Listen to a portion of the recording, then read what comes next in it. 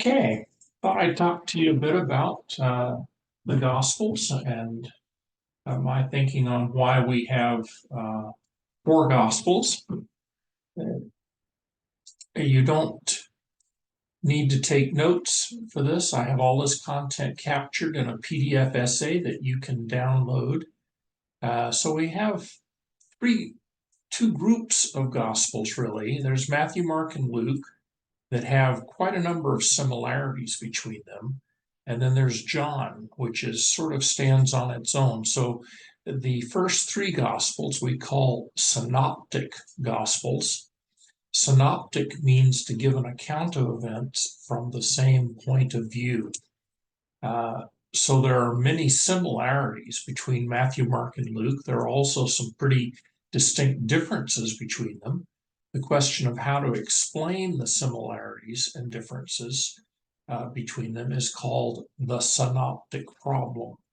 Now, the most common solution to the synoptic problem in the 20th and 21st century is called the Q hypothesis. Starting in the 1800s and up to today, it seems obvious to many that Mark was written first. It is shorter. It lacks some of the features of the longer books of Matthew and Luke. For instance, it lacks the genealogy of Jesus. It lacks the birth accounts.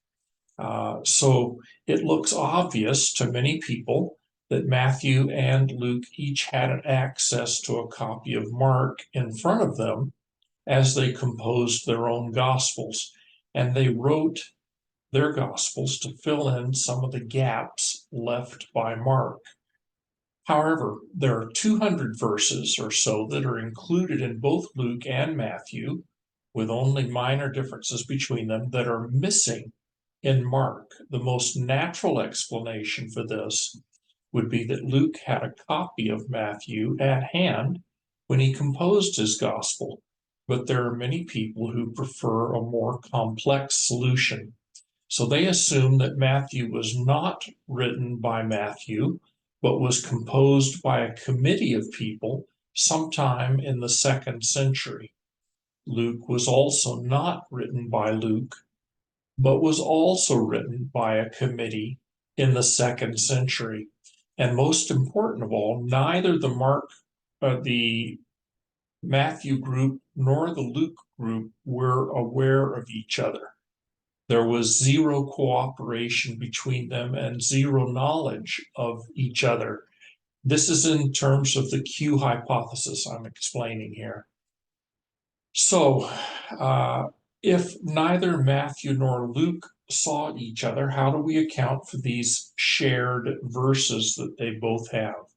So we get into what's called the two-source hypothesis, also called the Q hypothesis, that Matthew and Luke both had access to Mark, and they had access to another source called Q.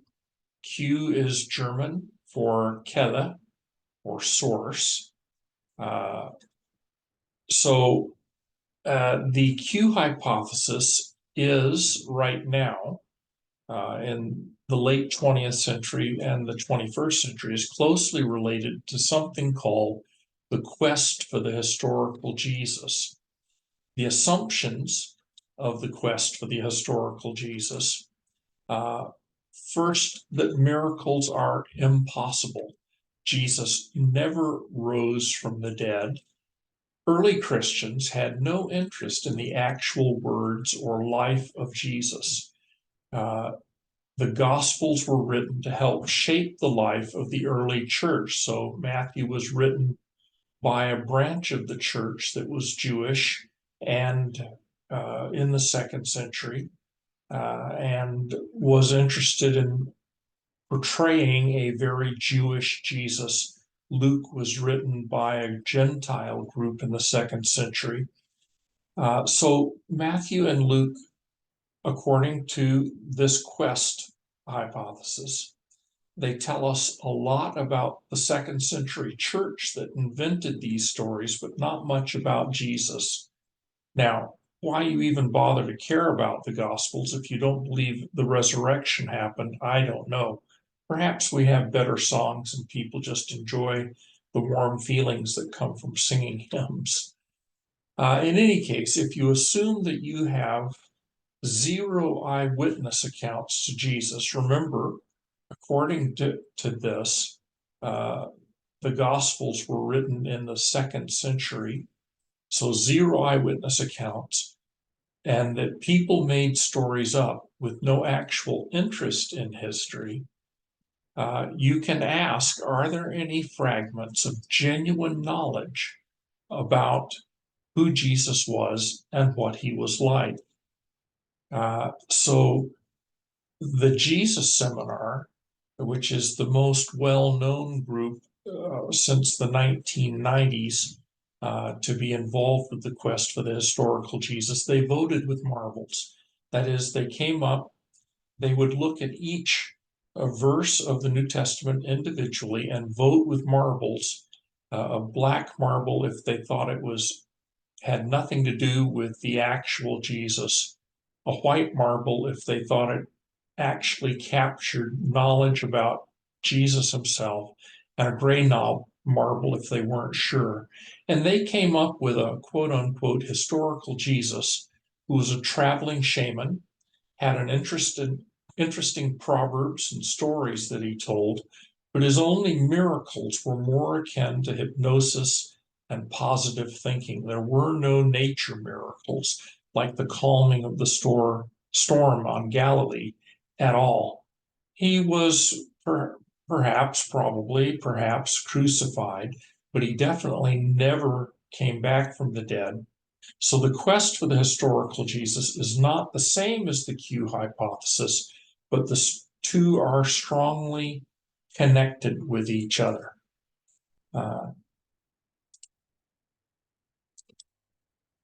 So I'll go over what I think are the problems with the Q hypothesis. I'll go over them briefly and then go back to look at each of them in turn and critique them. So the first assumption is that Mark was written first. Second problem with the Q hypothesis is the hypothetical nature of Q. The third problem is that it ignores the witness of early Christians about the composition of the Gospels, and it ignores the archaeological evidence. So first, the unquestioning assumption at the heart of Mark being first is really tied up with the 19th century philosophical idea of the development from the simple to the complex. Darwin's ideas were like a bombshell in the broader culture. It seemed like it was such a radical idea to say that the simple is smaller and shorter and earlier, and the more complex thing is, be it an organic, an animal or a plant or a gospel, the more complex is larger or longer. So the idea that the grammatically improved texts of Matthew and Luke come after Mark is in accord with the 19th century theory of inevitable progress, according to which there is a tendency for things to get better, not worse, a tendency for things to get more sophisticated over time, not more simple. So once you decide that Mark came first, deciding a priori to use Darwinian thinking as the guiding light of biblical interpretation, you de facto, you reject the unanimous reports of early Christian writers that Matthew came first, as well as the internal literary evidence that Matthew came first. Hence, the compositional relationship between the Gospels becomes a problem for you. Second real problem I see with the Q hypothesis is the hypothetical nature of Q. In the early part of the 20th century, there were 11 different reconstructions of Q that got published, And there was not a single verse of Matthew that was present in all of these reconstructions. If you start developing this, we're trying to flesh out this entirely hypothetical thing. Nobody agrees with anybody else. There is no fragment of manuscript that represents even the tiniest bit of Q. Christians developed a passion from day one for copying and distributing scripture. If Q ever existed, it is quite odd that not a single page of it has ever turned up. The reconstructions of Q, they don't look like a gospel. They don't include an account of Jesus's death and resurrection. But from the earliest Christian writings we see a strong emphasis on precisely the element that the hypothetical Q omits, Jesus's death and resurrection. So there's a difference between missing and hypothetical. The BBC didn't save its earliest episodes of Doctor Who made back in the 60s, but we know from many sources that Doctor Who was broadcast back in the 1960s. So even if we don't have the episodes today, we are quite sure that they existed. In contrast, there is not the first ancient hint that Q ever existed. Q exists only in the minds of 20th and 21st century writers. So there's quite a lot of external historical data, and this poses a problem for the Q hypothesis. Papias lived in Ephesus and got to hear stories told by the Apostle John. He was at the same distance from the life of Jesus as I am to World War II, having heard my father's eyewitness stories of events during World War II in Europe. Papias said that Mark was not an eyewitness to the life of Jesus, but that he wrote down Peter's memories of his time with Jesus. Irenaeus was born in Smyrna and sat under the teaching of those who had heard John's stories firsthand. Irenaeus, all of the eyewitnesses to Jesus were dead by the time Irenaeus was born, but he was a second generation witness, or I guess depending on how you count him, a third generation. He knew Papias, and Irenaeus said that Matthew was the gospel that was written first, then Mark and Luke were written, and last of all, the Gospel of John. There were a number of old Latin versions published in Italy in the 2nd century. And in the prologue to these Latin versions, there was an introduction that was attached. And the prologue to the old Latin versions said that Peter was asked to give some talks in Rome, and Mark recorded the talks. Then Peter authorized the broader publication of Mark's transcripts of his talks. So after Peter died, according to the old Latin version prologue, after Peter died, Mark left for Alexandria to plant a church there. And he said, or the prologue says, that John's gospel was produced last.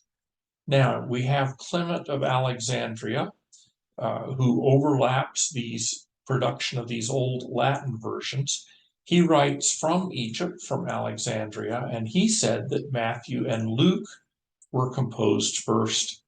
He said that Peter gave talks in Rome to influential Christians, including members of Caesar's Praetorian Guard, and the believers there agitated for Mark to circulate the transcripts. Peter neither forbade nor promoted the broader publication of these talks. Origen was originally from Egypt, but relocated to Caesarea in northern Palestine and helped Caesarea to become a center of early Christian scholarship and training. He said that there were four and only four Gospels. The first was written by the tax collector Matthew, who published it for the believers from Judaism. Second, he said the second Gospel composed was Mark. Then Luke was composed for those from the Gentiles. And finally, John's Gospel was written. Eusebius, also from Caesarea, so he would have been kind of a intellectual descendant of Origen. But he said that Mark did not originally intend to circulate Peter's talks, but there was such huge interest in the Christian community that he released the transcript of these talks to be duplicated and circulated. He also said that Mark was the first to be sent to plant a church in Egypt. We've got Augustine, who lived in modern-day Algeria, said that the Gospels were composed in this order: Matthew, Mark, Luke, and John. So we have a broad consensus of writers from Italy, from North Africa, from Egypt, and the Aegean basin, dominated by Greece, with knowledge passed from master to disciple. And if we are to take seriously any historical accounts from ancient times, if we believe that Socrates ever actually lived, if we believe that we know something about the life of Alexander the Great, that we know anything at all about Julius Caesar, if we know about the invasion of Greece by the Persians at the Battle of Marathon, if we think we know that actually there was a great fire in Rome during the reign of Nero, if we believe any of these things, then we must surely take into account this broad and deep external evidence as to the genesis of our four Gospels. There is also archaeological evidence that poses a problem for the Q hypothesis. Even without training, you can look at these two samples of handwriting, and which are of the same text. And even without training, you could guess that the first example is older than the second. You could probably even come up with a date to the nearest century. If you look closely at this, you'll see that the handwritten S at the end of a word looks like the S that we use today in longhand. But if the S occurs in the middle or at the beginning of the word, it looks rather like a calligraphy version of F. And you can see that here, happiness. The last S looks like a modern S, which we today call the short S. If you're interested in historical handwriting, most of us just call it an S. But if you're interested in the history of handwriting of English, it's called a short S, and the calligraphy F thing in happiness, the next to the last S, is called a long S. So the second handwriting example is an example of the technical style of writing taught to engineers in the 20th century for labeling blueprints. So the long S, the top example, is from the Declaration of Independence, written in 1776, the American Declaration of Independence. And it disappeared by 1812. We have a copy of the U.S. Declaration of War against Britain in 1812, and that declaration used only the short S. So you can find a cutoff date somewhere between 1776 and 1812 and say that the long S dropped out of use. Now, it's hard for us to imagine in the age of keyboards and emoji that anybody could be consistent in handwriting, but throughout history, literate people were taught that there was a right way and a wrong way to write. And people who were literate took the shape of alphabet characters very seriously. And in fact, if you Google blueprints and look for original hand-drawn blueprints from the 20th century, you will find amazing consistency in the way that you'll see in the handwriting that labels features. So paleography, this is the word for paleo means old and graphy means writing. Paleography has been confirmed as a valid archaeological technique for dating documents. We've been able to confirm documents using paleography and sync that up looking at carbon dating. If you are interested in that, you can go to Wikipedia and look up carbon-14 dating and other methods. And so we have a high degree of confidence that paleography is a valid way to date documents. Now, we have archaeological evidence from southern Egypt. We have fragments of the book of Matthew, which we call P64, P for papyrus. What you're seeing here are 3 fragments of papyrus. Now let's get a different color. Here we go. This is the front side of one piece. This is the back side of that same piece. And this is the front side of a second piece, the back side of that, and so on. So it obviously comes from a book, and there was handwriting on both sides of the book. Somehow this P64, it's stored in the Magdalen College Library in Cambridge, Oxford. Where is it located? Oxford, perhaps. Anyway, Magdalen, I'll have to see where Magdalen College was. But P64 lives there in their library under glass. And we can tell that this was bound as a book, not a scroll, as I say, because there's writing on both sides. And it contains, the page is obviously from Matthew 26, and we can look at this and tell what verses are being written down. And the study of papyrus documents, paleography is one word, papyrology, the study of papyrus is another word for it. So these are highly regarded disciplines that are used not just in biblical studies, but very generally by non-Christian historians. And some of the most important papyrologists who have confirmed the pre-AD 66 date of P64 are not Christians at all. They have no theological axe to grind, but they've looked at this and said, looking at this handwriting, this comes from sometime between BC 100 and AD 66.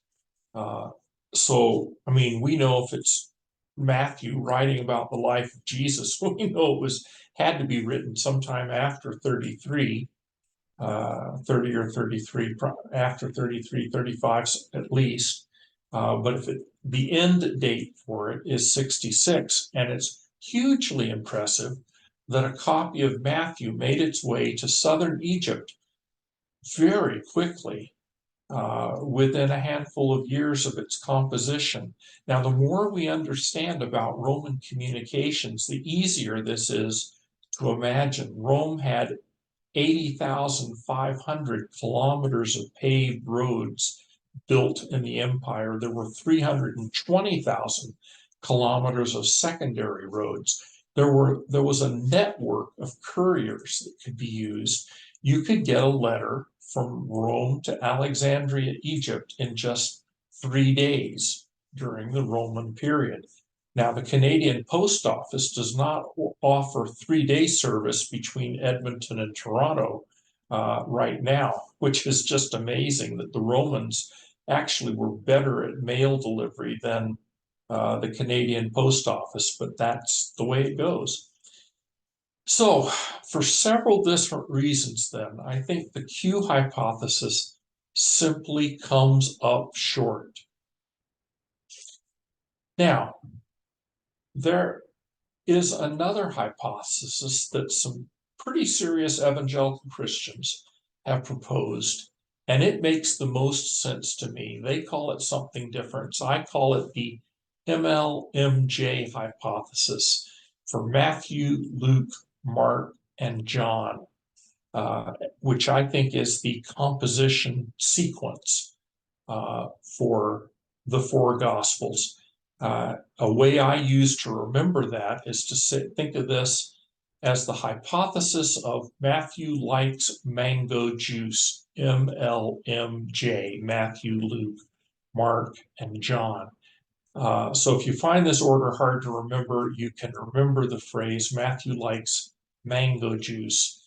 So the advantages of this is it starts with an open mind, willing to go wherever the data leads it.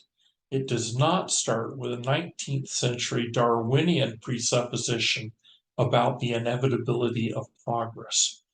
It's very serious about internal literary evidence of the Gospels.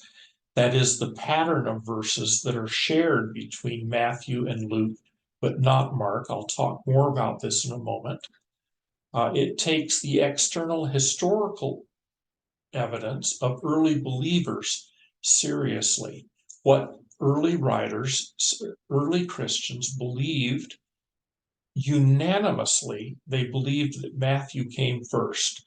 They unanimously believed that John came last, and there was some difference of opinion among early Christians as to which came second, whether it was Luke or Mark.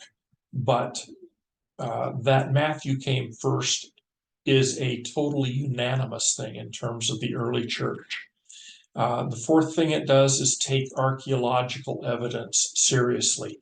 Things like the paleography assessment of papyrus P64. So let's look at this. In light of the growth of the church, which started out in Jerusalem, it makes good sense that Matthew came first. While you can't talk about Jesus without talking about the worldwide scope of the kingdom, even in Matthew, it is still true that Matthew's initial concern was to help new and potential believers who were Jewish understand that Jesus had fulfilled all the prophecies about the Messiah. He unpacked things that would be especially meaningful to Jewish people. So he made it very clear about Jesus's ancestry as a son of David, the fact that he was born of a virgin, the fact that he was commended by John the Baptist, that he performed miracles, that his teaching, he taught with authority in the temple, that he came to fulfill the law of Moses, that he suffered like the servant in Isaiah, that he was rejected by his own nation, that he miraculously rose from the dead. These were Matthew's concerns, and they really connected with Jewish people in terms of evangelism and discipleship. Now, why was Matthew the writer of the first gospel? It looks as as I say, the unanimous opinion of the early church, or their witness, is that the 12 entrusted this work to Matthew not long after the resurrection. Now, as a former tax collector, his education and life experience probably made him the best choice of the 12 to write a work in Greek. And he did a good job of it. He made use of all 5 literary forms that were then considered the hallmark of good biographical writing in the Hellenistic world: the proverb, the narrative, the parable, the short story or anecdote, and the longer story, called in Greek and Roman thinking called the reminiscence, but for us, we just call it the longer story. So Matthew used all of these. A scroll of Matthew, I think, was what each of the apostles carried under his arm as he left for his own field of communication. It both supported and confirmed the preaching of the scattered Christians, as well as assuring a certain level of quality control and theological unity in their presentations about Jesus. Paul almost surely took a scroll of Matthew with him on his own missionary journeys. I'll explain at the end of the essay. I'll give you all my reasons for that, but I am convinced that Paul had a copy of Matthew 24 at his elbow as he wrote 1 Thessalonians chapters 4 and 5. So I'm quite convinced that Paul carried with him a copy of Matthew as he went from place to place on his missionary journeys. Paul was detained by the Romans for more than 2 years at their headquarters in Caesarea. And we know that Luke was traveling with him at this point. Now, the upside of this is that it provided Luke with time to check the details in Matthew's account of the life of Jesus and to interview many of those who had known Jesus some 30 years previously.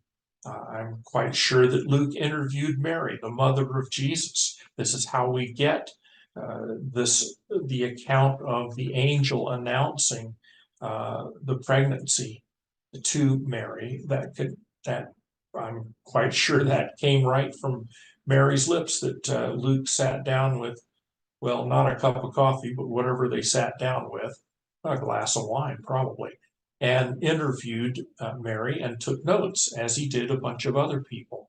And from this, Luke prepared a new gospel document that was closely modeled on Matthew's. Now, today, we wonder why there is so much redundancy. Luke, according to this hypothesis, and my conviction is that Luke was intended to contain redundancy. It was actually a revision and a tweaking of Matthew with a bit of new material added. Luke omitted things which would have been of minimal interest to a Greek audience, such as the relationship between Jesus and the law of Moses, the fact that Jesus was the fulfillment of Jewish prophecy. These things are missing from Luke. They're there in Matthew and missing in Luke. Now, he added material that was of particular interest to him and which he thought would be of interest to his audience, such as names, dates, and times. He did a more extensive job of unpacking the cross-cultural and trans-cultural validity of Jesus as Savior. He had a lot more to say about how Jesus connected to members of society who were despised by most people. He had a lot more to say about the critical role of prayer in the life of Jesus. He had a lot more to say about how Jesus related particularly to women. There are 10 or 11 women that are mentioned in Luke that are not mentioned in Matthew. Now, an example of a difference between Luke and Matthew is to look at the teaching on divorce. Jesus had Matthew recorded the rabbinic style of teaching that Jesus used, which was very familiar for Jews. And so if we go through this, there's a dialogue, a back and a forth.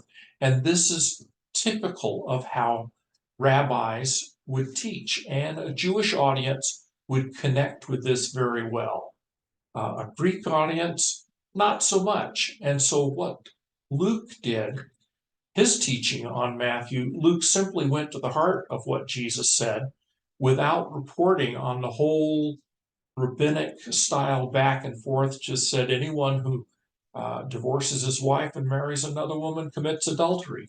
And the man who marries a divorced woman commits adultery, period.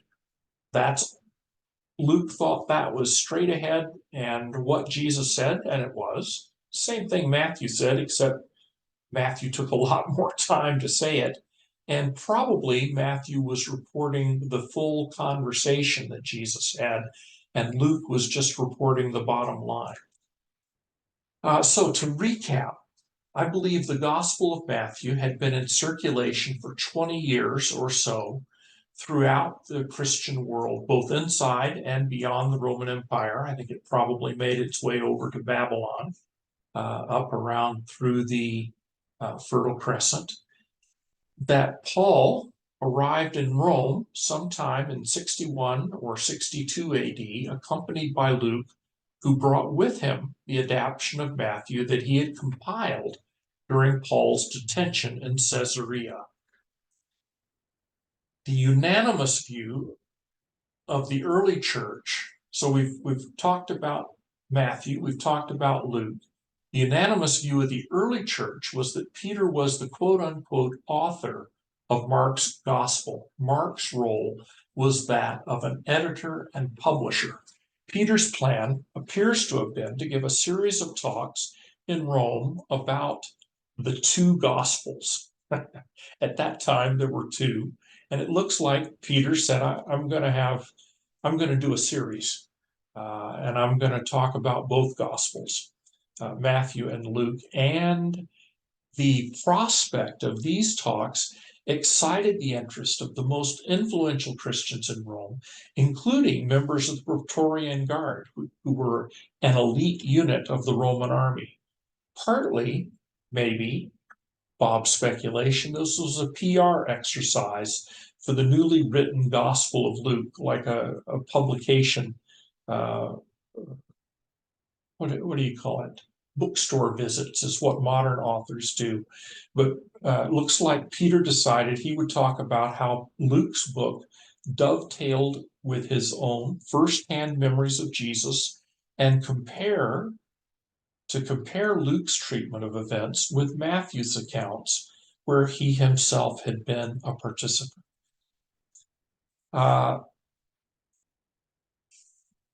Let's see here.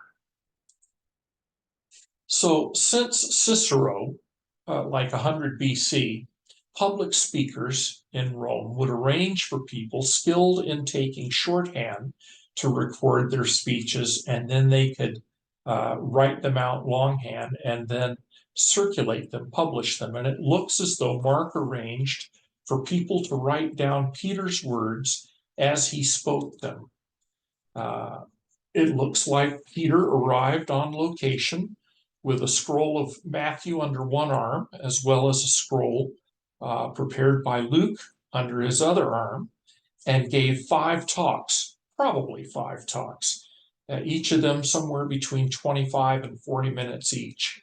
Like these sections would fit nicely into a series of talks: the beginning of Jesus's ministry, the early Galilean ministry, the later Galilean ministry, the post-Galilean ministry, and the passion narrative, the last week of Jesus's life. That would make, this is quite speculative by Bob, but if I were Peter, I could break this up into 5 sermons. It would fit pretty well. And we've got some evidence for this. Peter spoke, checking with each gospel as he went along, starting with, in these passages, starting with Luke's scroll, and then flipping over to Matthew and telling stories and unpacking, including in with what he was reading, his own memories, and going back and forth, zigzagging between Luke and Matthew. And he never goes backwards in either scroll. And this is very difficult to account. It is very difficult to account for this zigzag use of scrolls, except with some kind of scenario such as I've described, that they were being used in a public talk. And so we have here, this is the content of Peter's talk that he gave, And you can see that he was going back and forth between the Gospels as he talked. Uh, so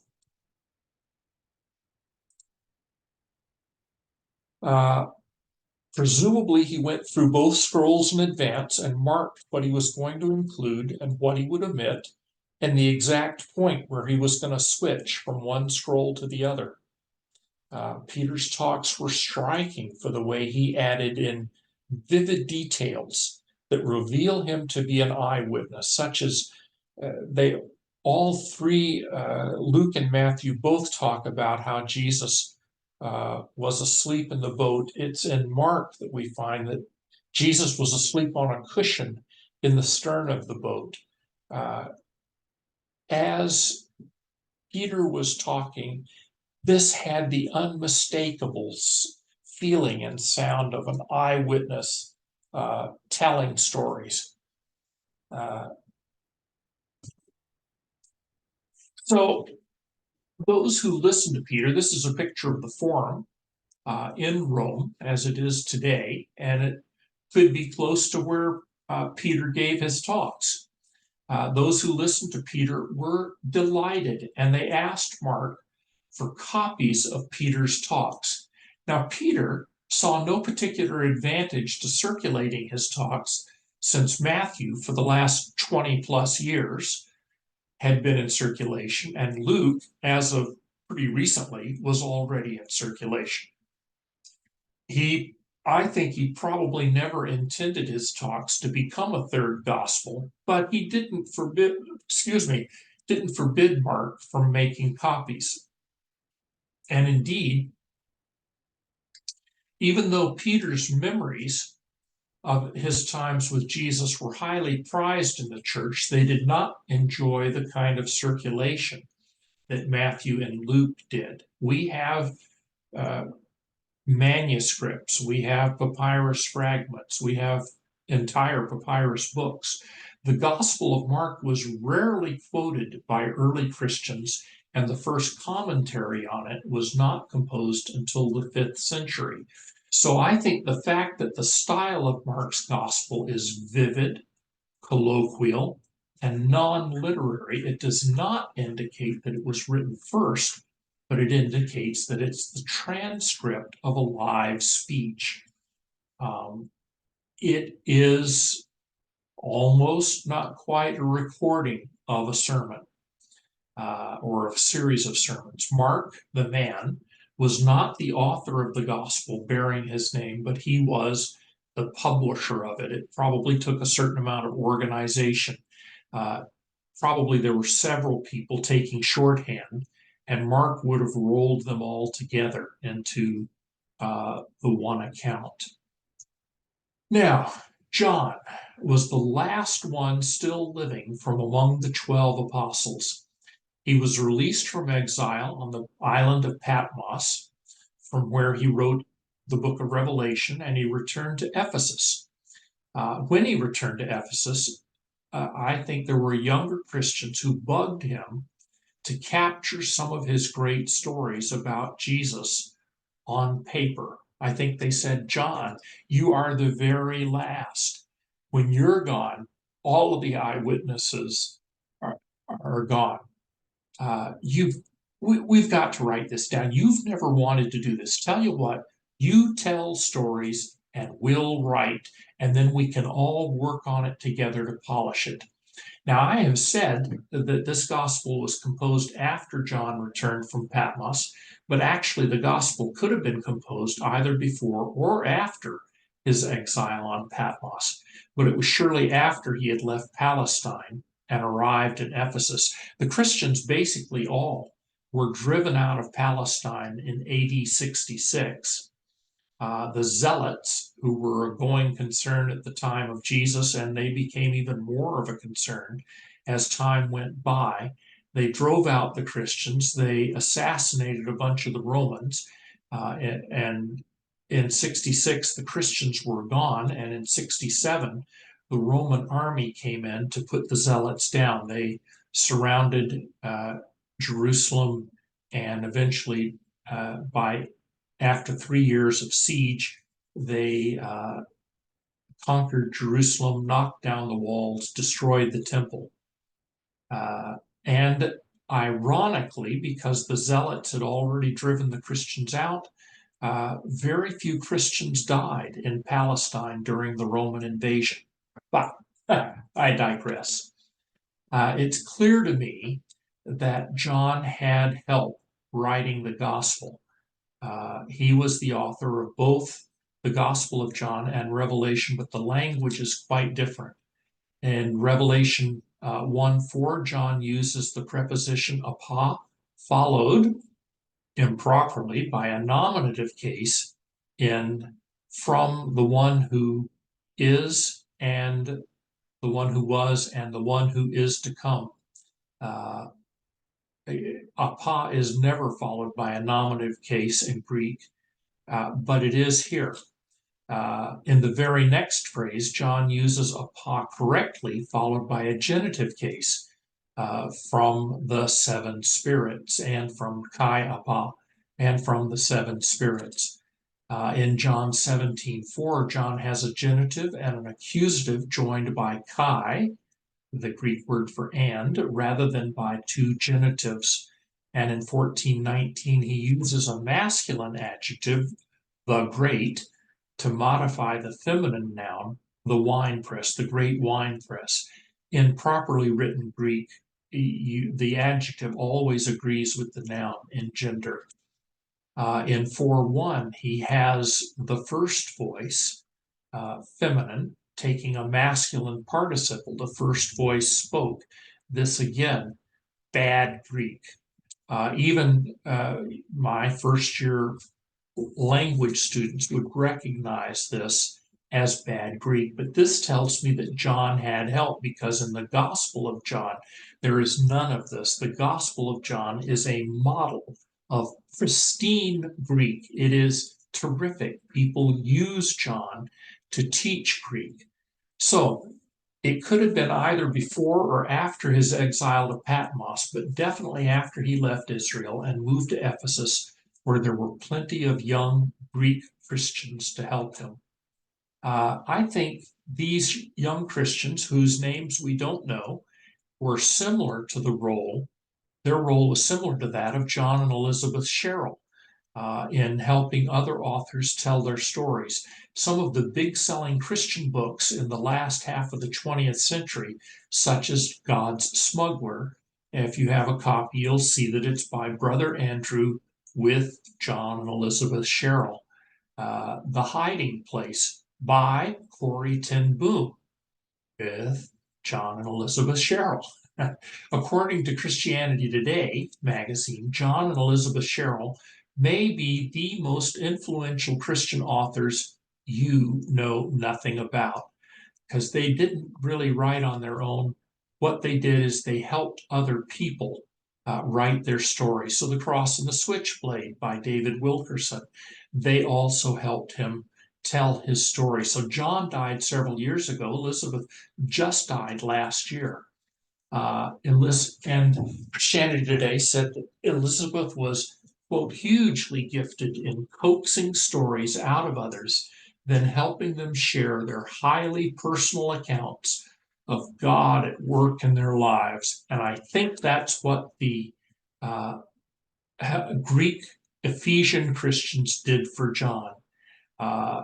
The Sherrills, their name does not appear on Chuck Colson's book, not on the front cover of Born Again, but they also helped to edit that and helped Chuck tell his story.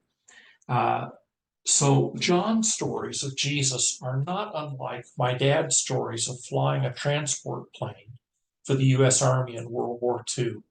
As Dad talked, I found them to be captivating eyewitness accounts. I got a strong feeling of being there.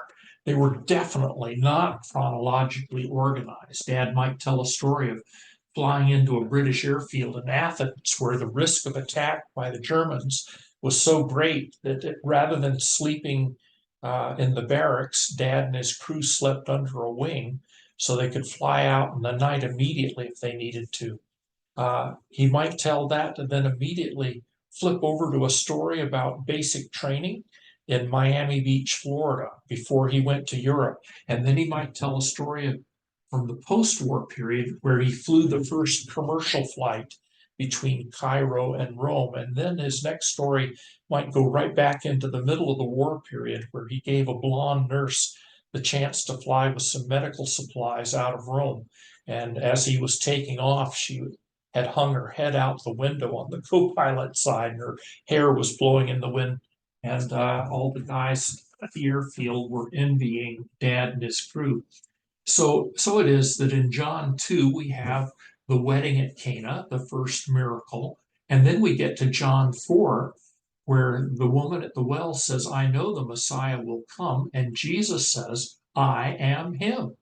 I think John 4, probably from Jesus' final trip to Jerusalem, just before his crucifixion. We know from the synoptic gospels, there is something that we've called the messianic secret, that Jesus was a bit indirect in talking about his identity in terms of the Old Testament scriptures.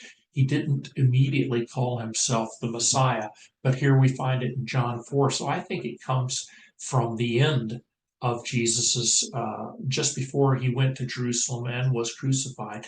But then following John 4, we're back to feeding the 5,000. So Luke is much more interested in laying out a chronological account. John is not, like my dad, not at all interested in a chronological account. Both Luke and John are eyewitness accounts. Luke, of course, is recording it secondhand. Luke is recording eyewitness accounts. John is himself an eyewitness, but John's work is organized very differently. They're the memories of an old man, as I say, not unlike my dad, and he organizes things a bit thematically. Anyway, as you study John, you'll see some differences there. So it's easy to see. So the Matthew likes mango juice hypothesis takes into account the external historical evidence that Matthew was written first and John last. It's easy to see why Mark, the early church, put Mark in between Matthew and Luke, in that it's a bit of a connecting link between them. The middle position has nothing to do with the chronological order in which the Gospels were written, but with Mark's role. It also accounts for the slight ambivalence of the external historical evidence for the order in which the Gospels were written. Matthew is agreed to be the first. Universally, John is agreed to be the last. Mark and Luke composed very close to each other. I think Luke was written first, but probably Mark might have gotten wider circulation right off the bat. In any case, early Christians disagree with each other on which came first between just Mark and Luke. The other thing that this hypothesis says is that unlike the Q hypothesis that has Matthew and Luke being written by committees in the 2nd century, the MLMJ hypothesis is that Matthew the tax collector, wrote Matthew, and Luke wrote Luke.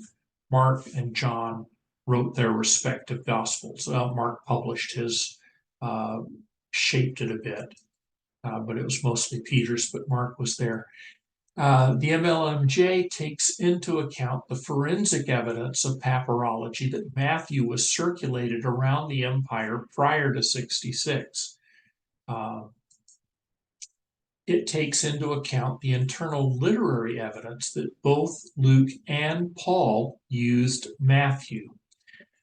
You can download an essay of this presentation at www.ntgreek.ca/Q, and I include in that my translation notes for 1 Thessalonians chapters 4 and 5, as it just by chance or so it would seem.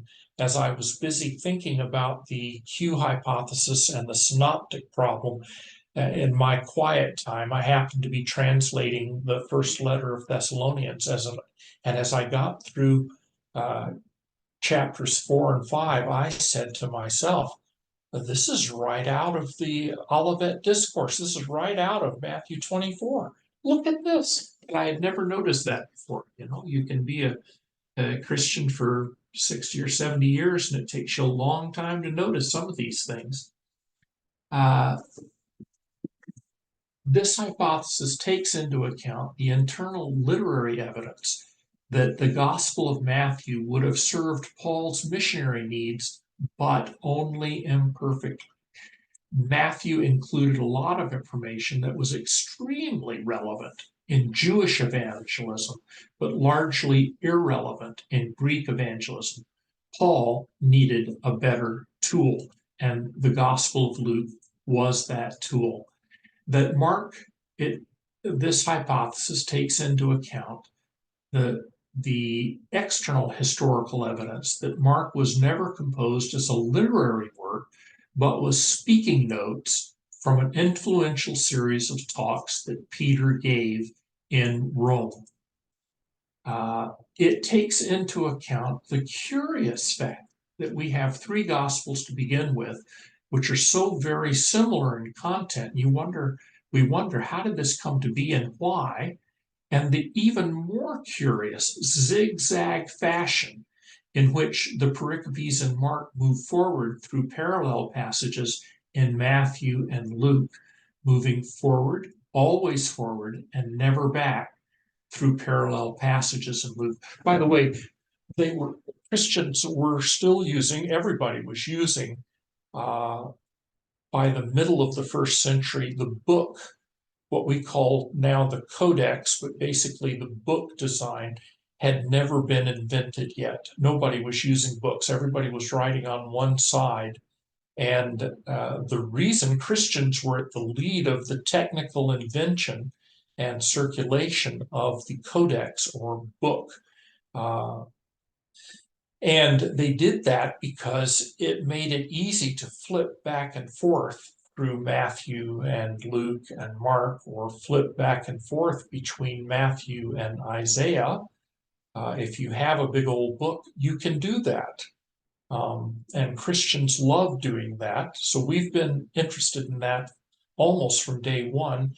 But at the point where Peter was giving his talks on the two Gospels, all he had were two scrolls, and it was very awkward to go forward and back. And this is part of how we know, or why I am convinced that Mark was using Matthew and Luke, that he had them sitting on a table in front of him as he was talking in Rome. So, the four Gospels, why do we have them? You can get a more complete version of this than this PowerPoint from an essay that's available at this location, ntgreek.ca/q, and the essay includes at the end of it my raw notes from 1 Thessalonians 4 and 5, which convinces me that Paul carried a copy of Matthew's scroll with him on all of his journeys. Well, there we go. Thanks so much for listening.